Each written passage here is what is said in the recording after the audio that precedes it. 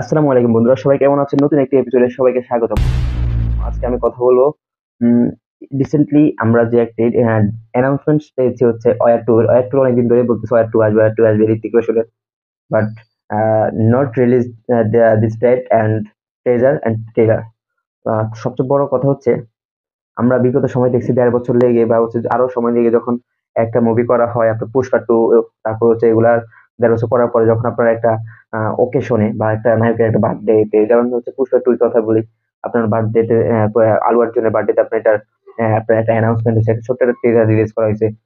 প্রচুর পরিমাণে সাড়া পেয়েছে। সবচেয়ে মজার বিষয় হচ্ছে এবং সবচেয়ে চমৎকার যে জিনিসটা আমরা সবসময় দেখে থাকি যে এসব কিছুর ক্ষেত্রে মেক্সিমাম ডিরেক্টররা চিন্তা করে হচ্ছে কোন একটা occasion এর মধ্যে জিনিসটা আপনার রিলিজ করা বা হচ্ছে ট্রেলার গুলো হচ্ছে রিলিজ করা।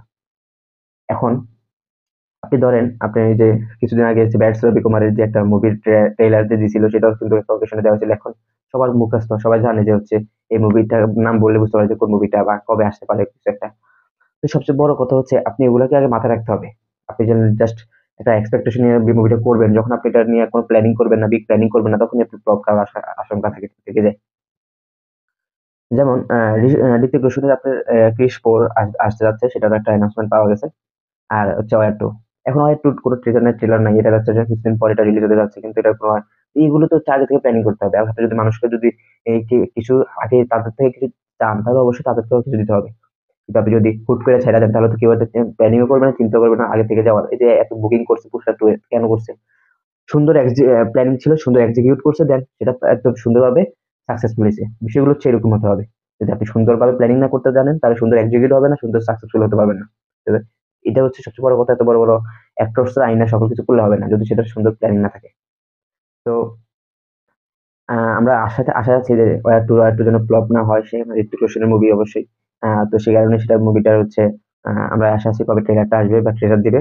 দেন হচ্ছে একটা এক্সপেকটেশন নিয়ে থাকবো যেন মুভিটা একটু হিট হয়। 4 টা আপনার অ্যানাউন্সমেন্ট হয়েছে, সেটারও একটা ট্রেলার চাই আমরা। ২ টা মুভি এখন 'ক্রিস 4', 3 এই সকল মুভি দেখার পরে এখন অবশ্যই 4 আপনার অ্যানাউন্সমেন্ট হয়েছে কিন্তু ট্রেলার দেয়নি। সবার মুখস্থ হয়ে গেছে। কারণ আগের মুভি সিরিজ গুলো চমৎকার এবং মার্কস পড়লে এখন মার্কস দেখলে বুঝতে পারবে যে এটা কি হতে যাচ্ছে, কি মুভি। তো বিষয়গুলো হচ্ছে এরকম। আপনার মানুষকে খাওয়াইতে হবে। মানুষকে আগে ওটা খাওয়ার পরে মাথায় ব্রেইনে থাকবে। কিন্তু যদি না খাইতে পারেন তো ব্রেইনে থাকবে না। সিরিজ 1, 2, 3, 4, 3 পর্যন্ত খাইছে। এখন 4 আসবে, এটা যদি শুনে তাহলে সবাই মুখস্থ হয়ে যাবে। বিষয়গুলো হচ্ছে এরকম। ওয়ার যেরকম মুভিটা ছিল ওরকম অতটা হিট হয় নাই কিন্তু এখন ওয়ার যদি আপনি 2 কে সুন্দরভাবে করতে চান, সুন্দর এক প্ল্যানিং এর সাথে এক্সিকিউট করতে হবে, দেনই আপনি সাকসেসফুল হবেন। তো বন্ধুরা, আজকের ভিডিওটি এই পর্যন্তই। দেখা হবে নেক্সট এপিসোডে। সে পর্যন্ত সবাই ভালো থাকুন। আল্লাহ হাফেজ।